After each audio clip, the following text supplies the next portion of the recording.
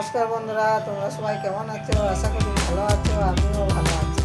আবার চলে এসেছি নতুন রান্নাঘরে। আজকে নতুন রেসিপি নিয়ে একটা।